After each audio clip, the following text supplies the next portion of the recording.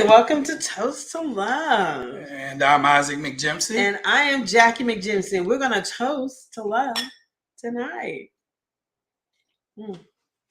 One season later, and it's still delicious. Everybody knows that's our signature. We feel like you should toast the moments of your loves, particularly with your loved one, your spouse. And we're here for season 3. Exciting. Who would have known 3 seasons? And we're very excited about getting into the material tonight. But first of all, we just want to make some announcements. Had a lot going on, had a lot of activity, we've been productive. But first announcement, you wanna do that? So on the 24th of, is that right? The 24th? 24th of August, we're going to be with Power Agreement Ministry here in Spartanburg over we'll post directions up in our Facebook page. Our Facebook page. We're going to be doing a Power of Agreement with Apostle Ryan and Erica McJimsey. We're excited about that. If you guys are free and in the area, please take time to come check us out and let's look and see what we're going to be up to. It's going to be good. It'll be here in Spartanburg at 7 o'clock on the 24th. And we'll have directions up on our page. Most definitely. And next, we're also going to be doing a couples and treatment intensive here in Spartanburg, where if you have not got your Enneagram or you want to know more about it, guys, we've got an Enneagram coach, Scott Wolf, that will be there. It is going to be a beautiful event. It is going to be a 2-day event. And we'll put out more information about that as we get a little bit closer. That'll be in September the 24th and the 25th. Hey, but I want to just say briefly, this is our intensive. Jackie and I believe in counseling couples. That's the core of what we do. Lives are great. Getting information in groups are great. But we find that real impact, real health and wealth and healing happens, a lot of the times in smaller groups or one-on-one. So the intensive is if you need a tune-up, if you need to refresh in your relationship, if you need to walk through forgiveness. There are a plethora of things we'll go through on top of the Enneagram. And so that session will, be for that. It'll be Friday evening on the 24th of September. And also it'll be that day of the 25th in September. And so we'll have more information coming up about it, but DM us, text us if you want more information about the Couples Retreat Intensive. All right. Next, we just want to make some announcements in reference of on Tuesday nights at 9 o'clock, Isaac McJimsey and Ralph Raffiere, they do a talk show. It is geared towards singles. So if you're single, you have any single friends, they talk about relationships, how you're dealing, how you handle in relationships. Great, something to tune into, or send your single friends to that. Let them check that out. It's a really good hour and a half of fun and good conversation talking about relationship. Hey, we're trying to gear up the next generation or this generation of singles, those who are in serious relationships, those who are dating. And we just want to make sure that you have a lane, you have a perspective to be able to share your thoughts and what's going on. We'll share something else about our products and stuff later. Everybody's getting more familiar with Bebo. Do you want to say something about that? So Bebo 360, guys, that is we have a perfume cologne line, and we're out on Thursday nights right now. We're going to be at the Monarch Cafe. If you are in the area, they have a set going on at the Monarch Cafe. They have a couple of, I think they have a portable cigar bar. They also have karaoke. They have a couple of food trucks out there, and they have different vendors from different entrepreneurs in the area. And we're actually happen to be one of those entrepreneurs in the area.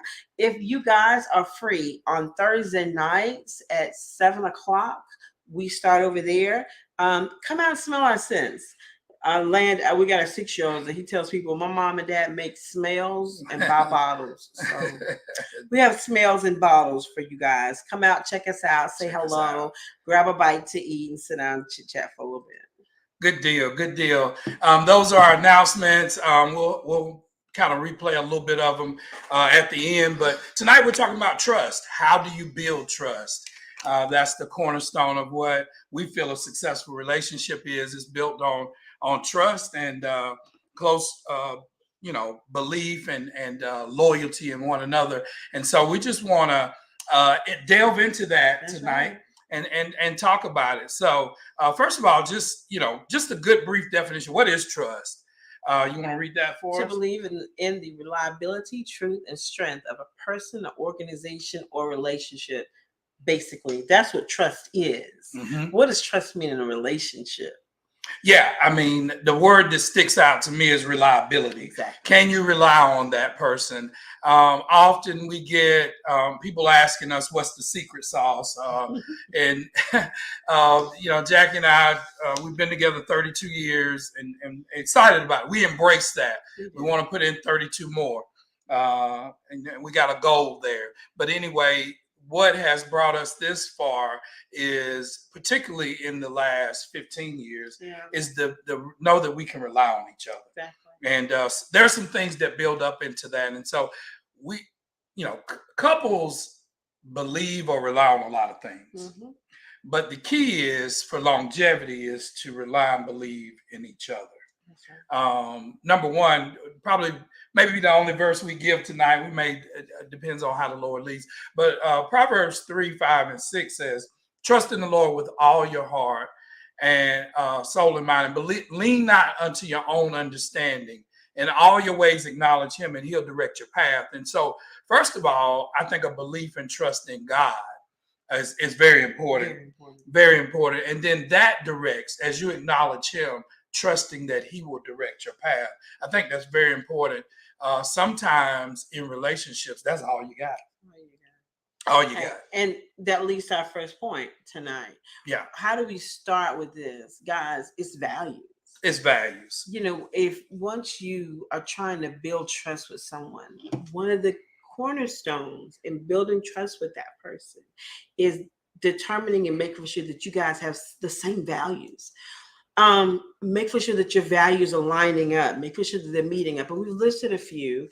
Some people value loyalty, some people value their careers, some people value money, time, family, sex, church, services, and education, self-care, all depending. And those are just a few values down there. Doesn't mean that that's what you have to put down or what you have to value. But we do encourage you guys to make for sure that you do have some core values set up in your relationship, because if you don't, there's no way you're going to build that trust. There's no way that trust is going to come. This is the foundation, one of the foundations of trust.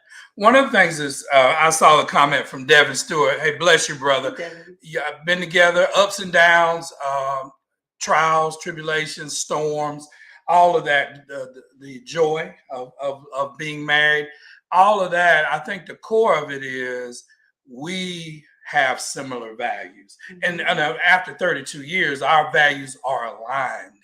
We have aligned values. And early on, I think we were able to work through the friction of that and figure out what's important to Jackie, what's important to Isaac. Well, I think funny, I don't know that we talked about values early on. No, we didn't. Not early on. Of knew that we were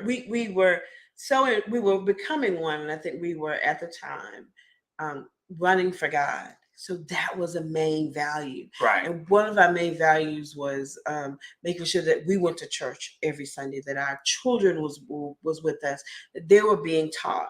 And that was so important to us, and just in being in that community and the organization of church, and just, following God and following my husband, realizing that was an important value of ours at the time. And I mean, it took work. Yeah, it's taking work. But now, now that we've kind of grown, what we know to do now, we'll sit down and go, what are our values? And we'll write them down sometimes, and we'll go them with our kids. Yeah, one of the things I think, one of the assignments that we would like to give you guys and ladies tonight is sit down with your spouse and ask them, what do they value most? Is it time? Is it sex? Is it family? Is it church? Is it education? We often do these lists of values with couples, and having the discussion clarifies where you are. And I think it's important for your spouse to know where you are. You know where you are, and maybe you don't. Maybe you don't know where your values are. But I think it's important to get those down on paper and have a discussion. What is important to you? As a side note, I'll say this. Early on, and we'll deal with this in the next phase, time was not as big of a value, because when you're younger, you don't have a certain expectation on time. But now, as we've gotten a little bit older, time is is at the top of our list. Is at the top of our list. So as you're clarifying your values, so notice trust. How do you build trust? First, you got to align your values. Then next, you got to set your priorities. So what are priorities? Talk to us, Jackie. So you want to set it's a set or a list of what is truly important in the terms of the values to you and your spouse. When we talk about prioritizing, make sure that you're prioritizing your relationship, and that's what setting values with each other is going to do. Make for sure that you're making sure that your spouse is your priority. Yeah. You know, we've got kids. Kids are our priority. But, you know, I put him first and he puts me first. And it's important that when he's making decisions, he's prioritizing and wondering, what does Jackie think? And when I'm making decisions, I prioritize and want to make sure that what he thinks, am I covering him? Is he covering me? I mean, it's important. It's about leading. He is the head of the house. He is the head of our family. But it's also important that we are on the same page and that we're referring and deferring to each other. So regardless if you're married or if you're seriously dating or if you're looking for that certain special one, I think number one is clarify your values. Yeah. What do you value most? And then start to have a conversation and prioritize. Like everything on your list can't be a number one. Like you can't, like you got to set a list and what's most important.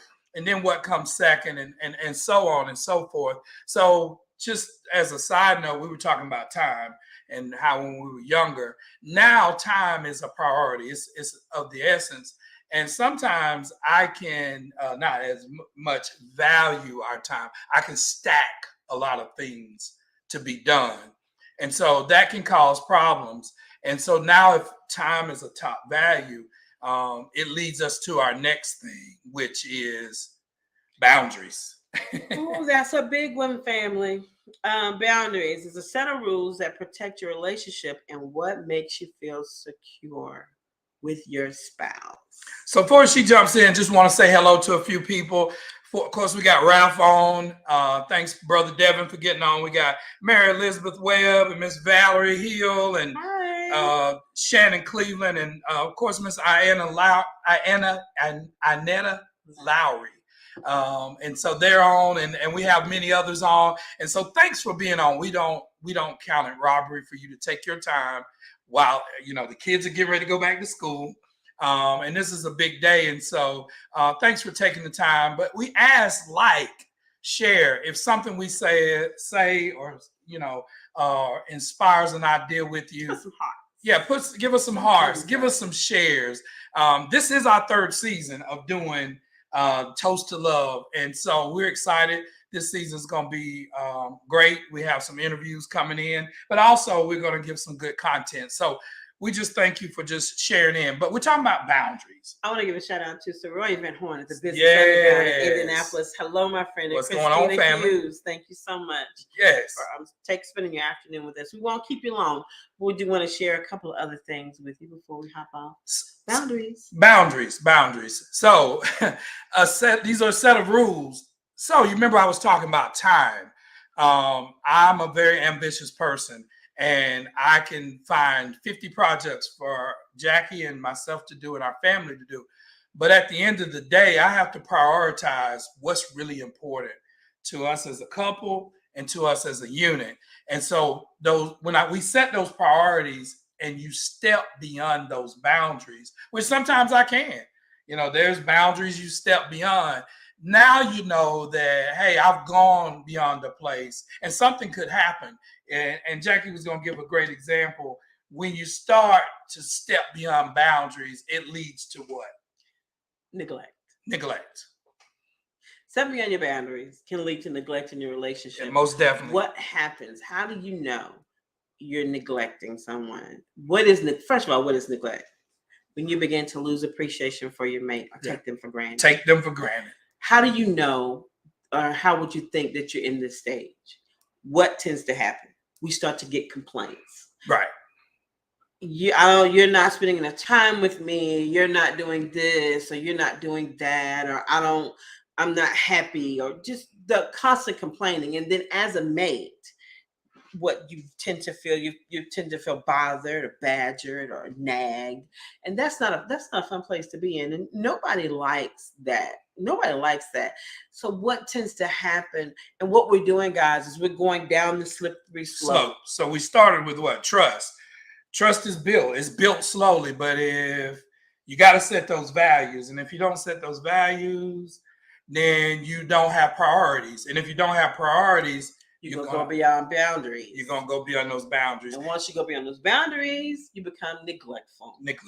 And the next thing after neglectful is betrayal. And that's anything that you put before your spouse except God. It's betrayal. And y'all guilty. Guilty as charged. We've all done it. We've all put something before our spouse. We've whether it be a career, whether it be family, whether it be pursuits, a job, or pursuits. Your children sometimes. And that's a tough one. Sports. Guilty as charged. We all can, the key is, and I want to go back, we all can take our spouse for granted. True. And that's a slippery slope that will erode trust. Mm-hmm. And I think it's important. If these things are happening, we're going to give you an antidote for that. But betrayal is anything you put before your mate. And we don't want to be in that space. We don't want to be in a space where our mate is feeling like there are other things more important than them. Hey, for those who are single, for those who are not pursuing a relationship, hey, you can put a lot of things before another person. That's right. But when you're in a relationship, that's why it's important to set the priorities, mm-hmm. because nobody wants to be felt like they're not important, or felt like they're the second choice, or feel like they're not the top of that priority list. True. And here's a side note, guys, because we do have people on here that are married. No matter where you are on this slope, if you're on the slope, if you one day feel yourself going down the slope, to get back on track, go back to the top of the list, go back to the values. Yeah. How do I get back on track? Find out where our values at. Because what you got to do is start at the beginning. And as you begin to value your mate, as you begin to put them first, and as you begin to pay more attention to them, you'll see these signs, and slippery slope will start going up instead of down. So real quickly, before we go to the next point, get you to comment. What are some of your values? What do you value most, particularly in your relationship? Mm-hmm. What are the things you value? We want to get some of those out. We got our list, but what we may find something that's not on our list. What do you value the most? And so, what are the top 3 things? But this thing called betrayal. Betrayal can beget unforgiveness, can beget a resentment, bitterness, strife. It is the core of conflict. It is the core of conflict. And what we see in our practice, where couples are coming in, there's a lot of forgiveness, resentment. There's a lot of, not a lot of it, but it seems to be a recurring theme. Mm-hmm. And so you got to ask yourself, if you have resentful thoughts, or if you're have some things that are negative that you're thinking, could it be that you feel that your spouse has betrayed you? And you want to give some examples? Well, betrayal doesn't always have to be he cheated on me. Right. Betrayal can be, he doesn't call me like he used to. Betrayal could be, she doesn't cook me dinner, or he didn't cut the grass with joy. Yeah. What we want to do, because we build these homes, everybody's buying houses and they're moving into places, and we're getting all this new stuff. But this is the question we have to ask each other. are we moving forward and moving forth in joy with our mates? Right. Because I want for Isaac to be happy about we having a clean the house day. That'd be the most fun thing that we do. But I want him to be happy. It's our home. That's right. And I feel as if it's both of our homes. It's not just my home. And, Right. I want for him to share in the joy that I have. Sometimes when that's not happening, we feel neglected. Right. And then once we begin to feel neglected, then we're going to start complaining. And then it can be a slippery slope. And what we have to do is it's important that we pay attention and get on top of that. I want to give a shout out to Lakeisha Whitner, her and Mr. Ray. Man, they're a phenomenal couple. Skaters. Hey, if you want to have a fun time with your significant other, your spouse, your love of your life, hit them up. They do a lot of fun activities together. But I like her comment. We can forget about date night. You could get so comfortable with a person that you start to neglect the things that made you, that attracted you to them, that made you once fall in love with them. Right. And so neglect can happen to all of us. But we know if we don't head off neglect, we will go over into the land of betrayal. And nobody wants to intentionally betray their spouse. So how do we rebuild trust? How do we build trust? Because I was looking at this sheet, Jackie, and one of the things it talked about is when we initially meet somebody, how we assess trust is on history or reputation. I think I'm gonna trust him. He looks like a player. When you first meet somebody, when you first meet someone that you don't know or don't have communication with, and then your friends may not really know who he is. Kind of like when Isaac and I met. Yeah, I didn't really know him. I knew some of his people, but I didn't know him. Right. So you're trying to trust that person. I'm trying to trust him. How do you build trust? Number one is in integrity. So what is integrity? Is doing the right thing, no matter what. To do the right thing. That's what integrity is. Even when nobody's looking. That's right. That's what integrity is. And then that will lead to confidence. And what is confidence? Confidence is competence. So we want to talk about that for a second before we go to our closing thoughts. Is integrity and competence, and then that creates reliability. So I can have the best intentions on doing something, but if you don't feel that I'm competent or capable, will you have trust in that? Even if you're capable, that's right. Come on with it. Competent with it, will you do it? Will you do it? Will you be reliable? Will you be reliable? Can I trust you to be reliable? Can I trust you to plan the date night? Right. So couples are in these two categories. If you find yourself trying to rebuild trust, you want to do right. You have the heart to do right. You may just not have the competency or the skill set to do right. For instance, this thing about cutting the grass, I really want to cut the grass. I'm gonna be honest. I'm just have a clarifying moment. So we pay somebody to cut our grass. Why? Because I really don't have the time. Wait a minute. Because you don't have the capacity.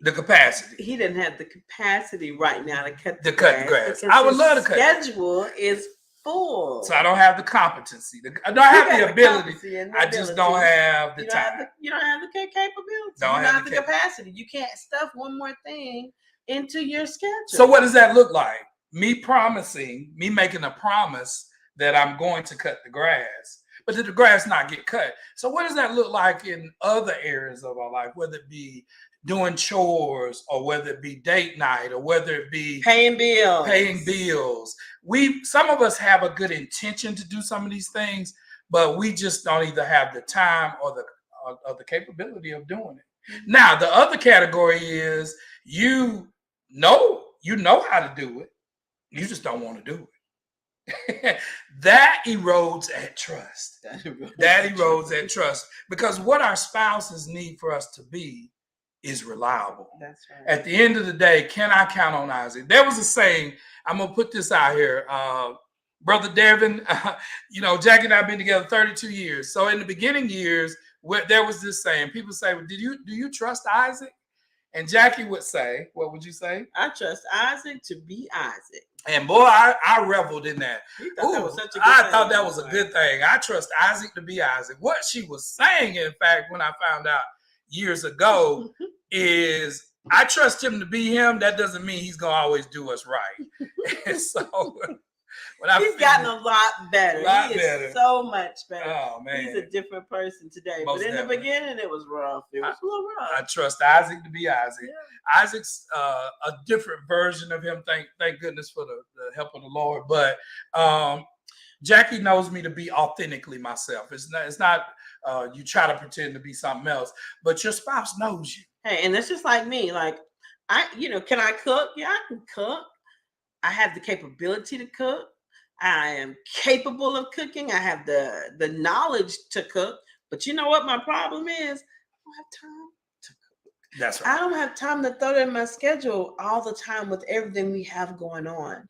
And so as we're getting older, it's important now that we're trying to make it a priority because we need to eat healthy.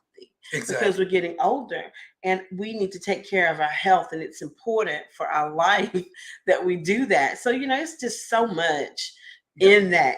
But family, stop and make for sure that you're taking time to be attentive to your mate, to notice that it's not because I can't cook.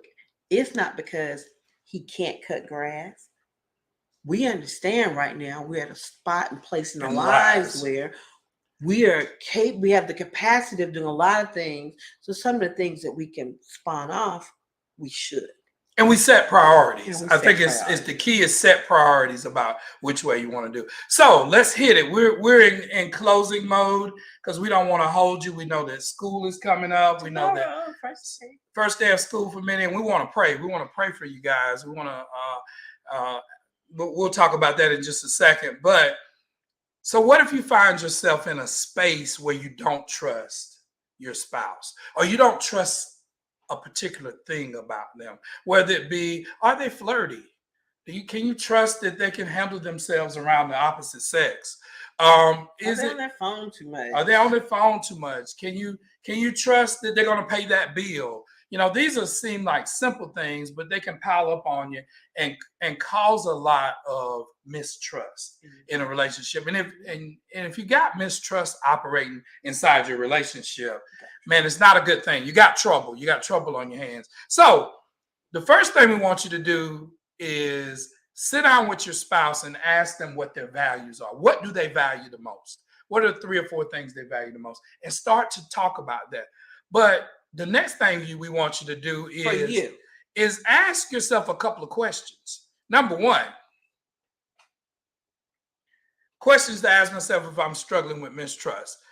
1, what is the story you're telling yourself? This philosophy came to us a couple of years ago, and we use it in counseling. We always ask people, what is the story you're telling yourself about your spouse, about your beloved, about your mate? A lot of times, that's not a true story. It's just the narrative that we begin to tell ourselves. And so it's a narrative that builds up due to mistrust. Due to mistrust. That's right. Sometimes not good because you're telling yourself, he must not love me. She must not love me. They must not care about me. They must not have my best interest at heart because they're not doing what I want them to do. Ask yourself that question. What am I telling myself? And then talk to your mate about what the truth is. What the truth is. And listen. Be an active listener when they're talking to you and get the answer and begin to change the narrative and the story that you tell. That's right. First thing, ask yourself, what's the story you're telling yourself? Number 2, is my mistrust, I misspelled that, is my mistrust coming from something that is actually happening in the present, or is it related to something in the past? That's a good point. Is your mistrust from a previous relationship, a previous event? It could be from your childhood. Could it be something from your childhood? Often we walk people back through their childhood just to ask them, hey, when were you first aware of, a trauma or a belief or a pain you may have. Where did you learn to trust? Where did you learn to Who was trust? the first person what was the first situation that broke your trust? These are questions that you ask yourself Mhm. so that you can walk yourself back to today to try to figure out either why is my mate feeling this way? Why am I feeling this way? Or what's going on in the situation? Why are we here? Like, I don't understand. Like, I ain't done nothing. I just went to the grocery store, and now you mad and want to get divorced because that's at the grocery store? Like, calm down. Yeah, your Where mistrust. we at? It may not be valid. It may Yeah. not be valid, and so Now, in some cases, it may be valid. And what we do is we encourage you guys to have the conversation. Find someone that can help you if you can't do it together.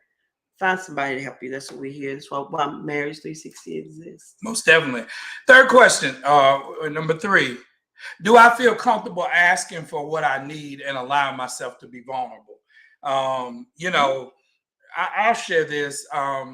You know, years ago, you know, we had a gaggle of kids. You know, no matter how many, I don't know how many we had at certain times, but we ran very efficiently. I mean, we were, you know, we didn't have an overabundance of money. God always provided. He made ends meet. You know, we have lived a good lifestyle, but we had to work really hard at it. And so I know there were times where Jackie didn't feel comfortable asking, hey, can we do this? Can we do that?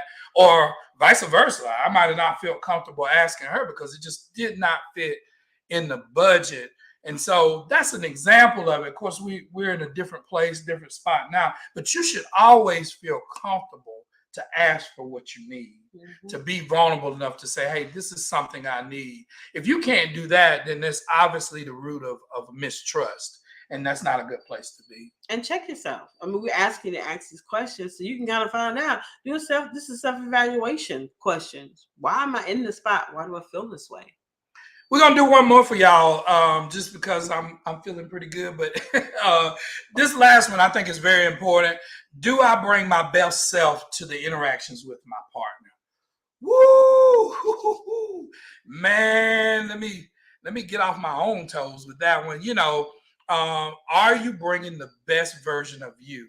I know for me, I can be where my Achilles heel is, where I can get stumbled up is I go out to work, go out and you know, help do service oriented stuff, help change lives, help be nice to other people, do phenomenal work in the community, and then come home. I don't have the energy to work on my relationship, or sometimes I don't have I'm like, hey, this is supposed to be my soft landing place. And so am I bringing the best version of myself to Jackie?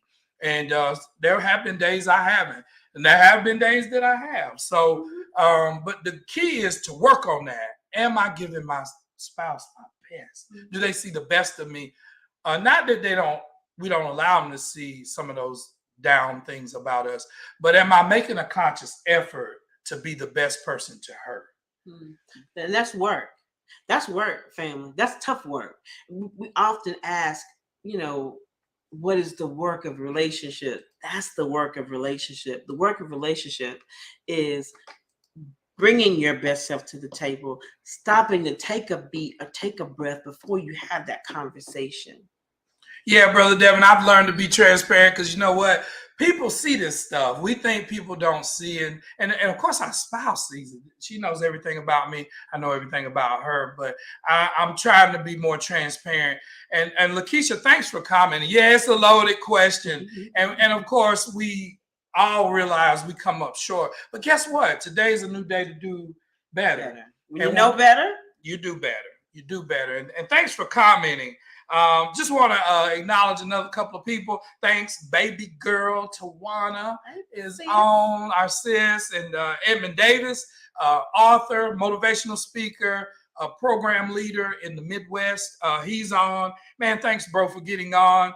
Need to talk to you about doing some things because he's doing some real big things. Edmund wrote a book. Activate Your Words, and maybe get him in to talk about that, him and his beautiful wife, Casey, and about imposter syndrome. But that's a whole nother topic. We trying to be the best versions of ourselves. We're trying not to be these imposters. These imposters, it's tough sometimes. But I want to say this: is your spouse getting your leftovers? Is your spouse getting the crumbs of you?